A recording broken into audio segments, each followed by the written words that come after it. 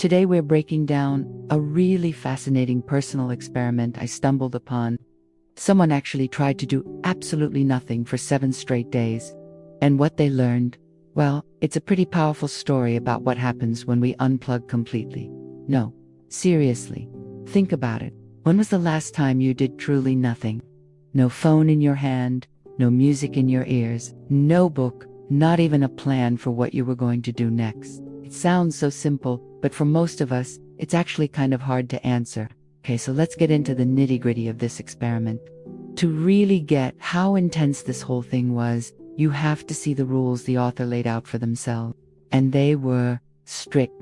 And when I say strict, I mean it. We're talking 7 whole days with a total shutdown of modern distractions, literally no inputs at all.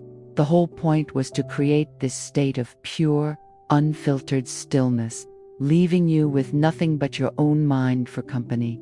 This wasn't about some relaxing getaway. It was a real deal quest for a mission to figure out who you are when all that external noise finally fades away. So you're probably wondering how this all went down. Well, as you can probably guess, those first few days were anything but peaceful.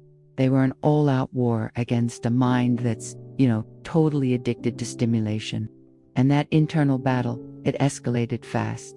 Day 1 was just this restless anxiety. By day 2, that cranked up into extreme agitation. And then, by day 3, bam, desperate, almost painful boredom set in.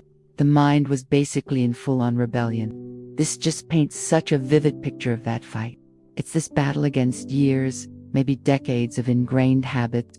That urge to just grab a phone, turn something on, or just do anything was completely overwhelming. But then, right in the middle of all that desperate boredom, something changed. I finally hit a moment that was promised. Just when the struggle was at its absolute peak, the breaking point finally arrived. But it was not at all what you might expect. And this is the absolute key to the whole story. The breaking wasn't a failure. It wasn't about giving up. It was this huge, really uncomfortable breakthrough. It was a realization that all the noise and all the distractions, they weren't just entertainment, they were an escape. So that realization was a huge moment. But what happened after is where the real lesson of this whole experiment lies. This breakthrough was really just the beginning. You can just see the complete 180 in their mindset here. Before, it was all about craving distraction, being terrified of boredom. And after, it was about embracing that stillness, actually finding clarity in the quiet. Instead of constantly running from thoughts, the author started listening to them. And it all boils down to this one incredible insight from the entire journey. Boredom wasn't the thing to be avoided. It was actually the gateway. It was the path you had to walk down to really understand yourself. So, what does this all mean for us? Now, for the people who probably can't just take 7 days of complete silence, let's talk about some practical ways we can actually apply this. The great thing is, you don't have to go all in.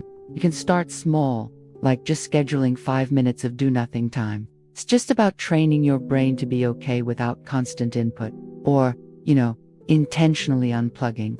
Creating a tech-free zone in your house isn't about punishment. It's about taking back your space from digital noise. And mindful observation, that S, just a fancy way of saying go for a walk and actually notice things without headphones on, letting your brain just be. The goal isn't to perfectly copy this extreme experiment. It's just to start weaving these little moments of intentional quiet into our otherwise very noisy lives. So I'll leave you with this to think about. In your own life, what's the noise? The phone, the constant updates, the endless scroll. What's the one thing you might be ready to turn down, even just a little bit? Thanks for watching.